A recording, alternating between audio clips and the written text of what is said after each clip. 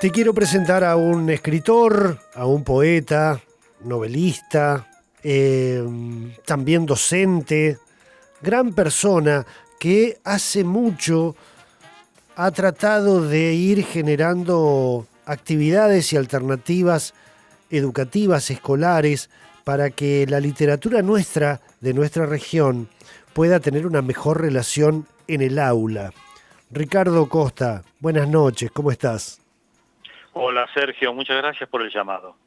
No, para mí es un enorme placer que podamos hoy tener esta posibilidad de al menos compartir unos minutos sobre este tipo de alternativas que nos vas a ofrecer a partir de mañana con este libro que sintetiza, Ricardo, mucho trabajo. Bueno, justamente es este libro, Formar escritores para formar lectores, es una síntesis que recoge las experiencias acumuladas durante muchos años de trabajar con la palabra, con la lectura, y bueno, los reúne en este libro, que este libro lo que hace es tomar como eje la figura de la mediadora o del mediador. Sobre este van girando los temas que desarrollan en estas páginas. Y bueno, que es una mediadora, que es un mediador, justamente es la persona que intermedia entre la lectura y los niños y las niñas. Es decir, ahí está puesto el acento. La formación de lectores o la promoción de la lectura va a tener éxito siempre y cuando exista una mediadora o un mediador comprometido. Y podríamos hablar de dos momentos. Un momento que tiene que ver con la mediación directa en el ámbito familiar o afectivo, donde las niñas y los niños reciben siempre la presencia, la intervención de un adulto, que o cuenta un cuento, o relata una anécdota fantástica, o ficcionaliza algún episodio. Y así se van formando, porque no hay que esperar a que los chicos lleguen a escolarizarse para formarse como lectores, no, de ninguna manera, eso ocurre mucho antes y de esta manera lo vamos haciendo. Así que bueno, el libro apunta a eso y va desarrollando las temáticas que tienen que ver con el tema. Ujú. Ricardo, toda esta evaluación que acabas de hacer, ¿a vos también te surgió a la par de tu ejercicio de la docencia y de ser escritor y poeta? Bueno, sí, a mí, mira, te voy a contar, en el año 88, y eso ya te va a dar cuenta de mi edad, en el año 88 la querida Marta Such, a quien vos también conoces muy bien, Sí, claro. eh, hizo una convocatoria para que formar un colectivo. Ese grupo se llamó IDEAN, Instructores y Docentes de la Educación Artística de Neuquén. Esa convocatoria reunió, bueno, escritores, músicos, artistas plásticos, dramaturgos, y auspiciado por ATEN, viajó hacia el interior para establecer espacios de taller con los docentes. Ahí fue mi primera experiencia formal, digamos, programática, y recuerdo que esos viajes los hicimos Cutralcó, Zapala y el norte, hasta, si no me equivoco, Las Ovejas. Ajá. Esa fue la digamos, el primer espacio en que yo intervine directamente con este tema. Y de ahí en adelante siguieron, después hubo otros viajes más a través de MUTEN, después a través de los talleres. Yo estuve muchos años en bibliotecas populares, bueno, pasé también por el Plan Nacional de Lectura, etcétera, etcétera, etcétera, y donde tuve, sí, una trinchera en el buen sentido, una trinchera diaria, fue en mi trabajo como docente, en formación docente, en el IFD9 del Centenario, Claro. cuyos últimos 12 años de trabajo fui director de esa institución, muy querida para mí, con experiencias magníficas. Y en el año 2005 yo hice un trabajo de investigación que se publicó bajo el nombre de un referente fundacional, donde yo hice un relevamiento de la literatura neuquina desde el año 80 hasta el 2005, y ahí había un listado y, como te decía, un inventario de muchos autores y muchas autoras que tenían ya obras publicadas, Ujú. éditas, y que no se transferían al aula. Ese fue el primer trabajo, digamos, sistemático que llevé adelante.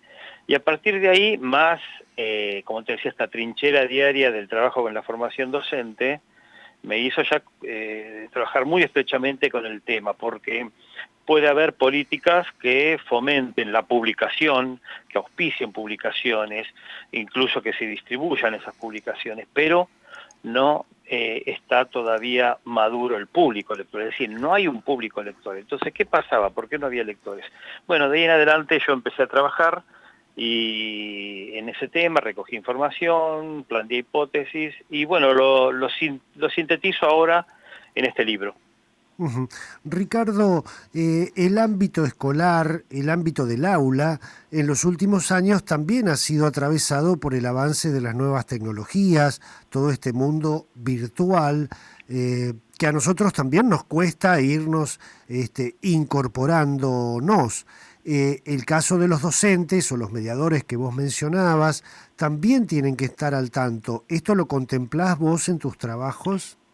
Por supuesto, hay un capítulo dedicado a ese tema, Ajá, que en realidad de lo que se trata es de un soporte, es un soporte más, que para los nativos y las nativas digitales no es ningún conflicto, claro. de hecho lo trabajan a diario, pero es un soporte más. Mira, históricamente ocurrió cuando surgió la imprenta, fue un gran escándalo, luego algo parecido fue cuando apareció la máquina de escribir, lo mismo ocurrió con el cine, decían, bueno, al inventarse el cine, ya la literatura no iba a existir más, y así fue. Mira, yo te cuento una experiencia personal. Cuando yo era chico iba a la primaria,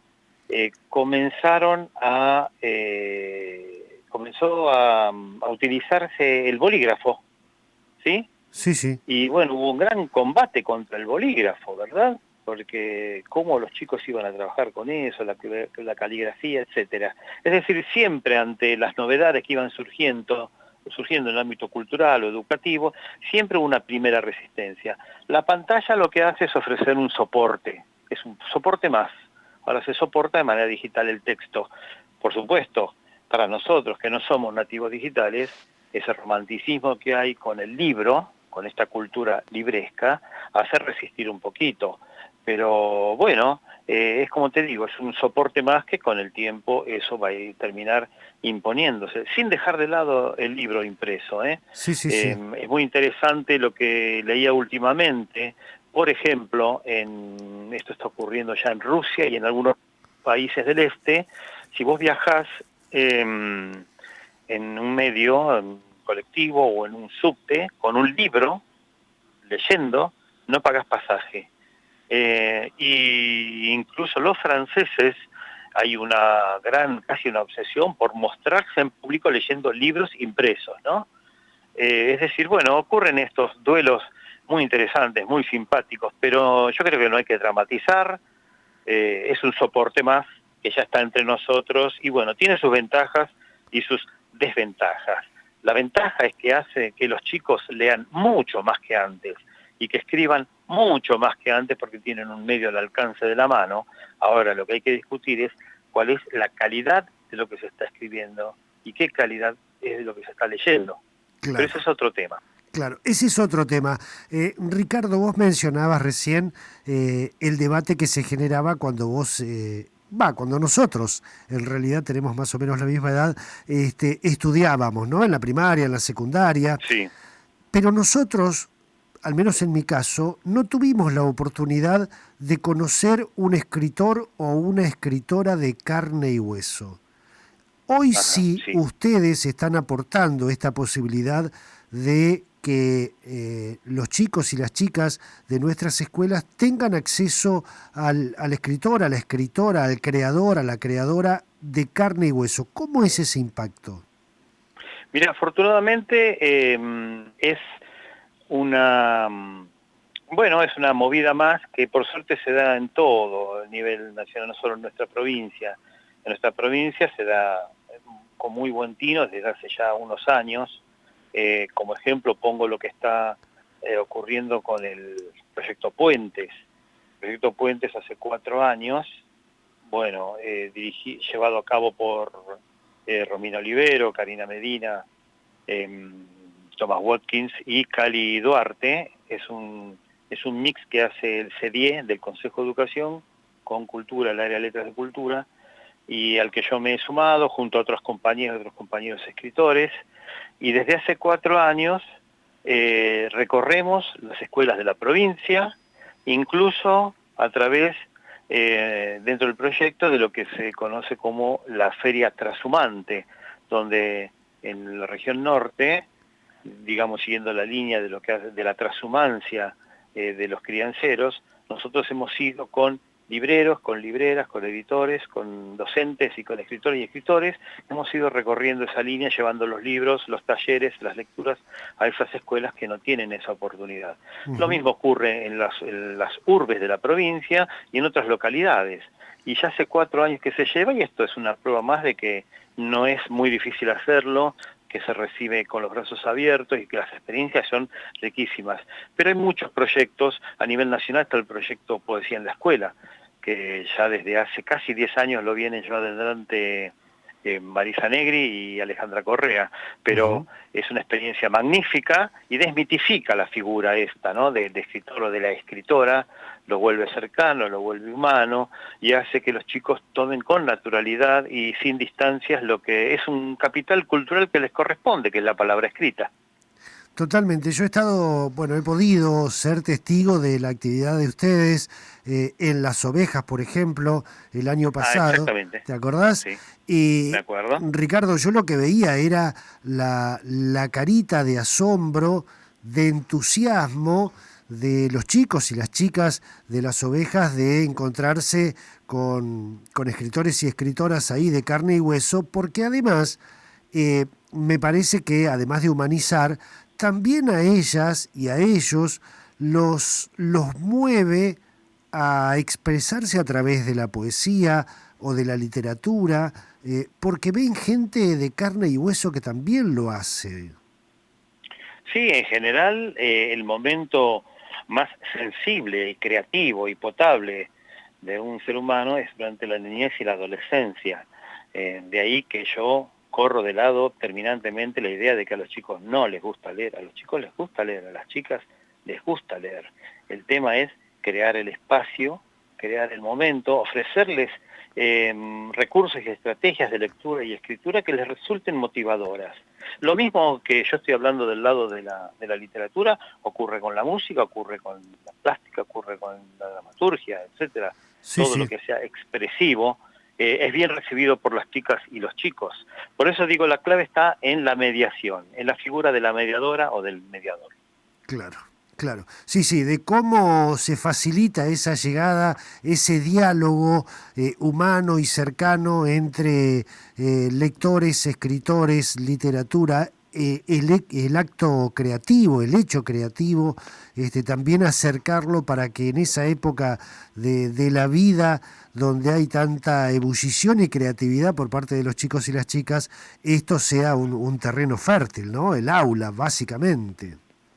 Sí, por supuesto que incluso quienes hemos trabajado muy de cerca en formación docente, no desconocemos la realidad respecto de las condiciones en las que se está trabajando una docente o un docente, ¿no? Las condiciones son muy adversas, los grupos con los cuales hay que trabajar son heterogéneos en todos los sentidos, los tiempos no alcanzan, las remuneraciones, bueno, para qué vamos a hablar, entonces, y además el doble turno, son todos elementos que muchas veces, digamos, provocan llevan a la docente o al docente a un estado de agotamiento, de sin salida, que claro, al llegar estos colectivos y estas intervenciones con toda la energía provocan un cambio de clima. Pero ese cambio de clima afortunadamente sucede. Hay instituciones que toman estos principios y estos trabajos y estas propuestas de muy buena gana. Incluso hay maestras y hay maestros con enormes esfuerzos individuales, trabajan con los chicos con la palabra y con la expresión de esta manera, ¿no? Yo siempre destaco a la docente y al docente argentino, porque lo he comprobado al ir a visitar otros países y estar en congresos o encuentros con docentes, y la verdad que la creatividad de la docente argentina y del docente argentino es para sacarse el sombrero. Claro, como te decía hace un ratito, las condiciones no siempre acompañan, ¿no? Y la situación que estamos viviendo en estos momentos, en estos últimos años, son realmente nefastas y lógico, cuesta mucho ponerse las pilas y llevar adelante una propuesta innovadora. Le recuerdo a la audiencia que estamos hablando con Ricardo Costa. Mañana Ricardo va a presentar el libro Formar escritores para formar lectores, la creación literaria y el lenguaje poético en el aula, una propuesta alternativa para mediadoras y mediadores de lectura. Es una edición de La Grieta, de nuestra querida gente de San Martín de los Andes, de Daniel Tórtora y toda su gente allí de Ediciones La Grieta. Ricardo, mañana, ¿en dónde y a qué hora es? Mañana va a ser en la Sala Fernández Rego a las 19:30. Me acompañan dos luminarias de las letras patagónicas, así le digo yo, que son Karina Medina y Romina Olivero. Son las que me van a acompañar. Pero quiero hacer una mención muy especial a esto que hablábamos recién, que es la edición. El libro se pudo llevar adelante, se concretó porque hay un editor que se llama Daniel Tórtora, el responsable de las ediciones de La Grieta, que en esta época, mirá lo que te estoy diciendo, ¿no? En esta época apostó y llevó adelante la edición de este libro, le tuvo mucha confianza.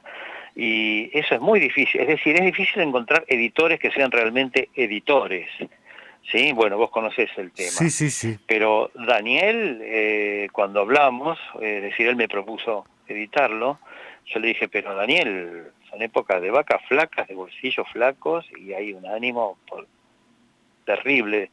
Me dice, no importa, dice, vamos a llevarlo adelante. Y bueno, y él lo hizo, me acompañó, y realmente, no es un caso especial el mío, hay muchas escritoras que vos las conocés, y escritores que vos los conocés, que realmente lo que está haciendo Daniel con las publicaciones y la promoción de estos escritores y escritores es notable para esta época. Así que para él va una mención muy especial, y es bueno que se conozca esos esfuerzos que está haciendo. Totalmente. Ricardo, yo no sé si para él está dedicado el colorcito que tienen alrededor las fotos que hemos ido compartiendo mientras charlamos. Tienen un colorcito rojo y azul. No sé si él, Mirá, creo que son más para vos. Bueno, eso habla de mi primera patria. Claro. De mi primera patria, a pocos cuadras del viejo gasómetro de Avenida La Plata. Como no, te agradezco la mención. De eso, corazoncito azulgrana. Ahora mi primera patria. Claro, ahora cuando veas el vivo de Facebook y cómo salió la transmisión por televisión y por Facebook, ahí vas a ver lo que son esos colorcitos que están amenizando y dando un entorno especial a cada una de las imágenes que compartimos mientras charlábamos. Bueno, qué alegría. Bueno, muy bien. Te agradezco mucho. Ricardo, un abrazo.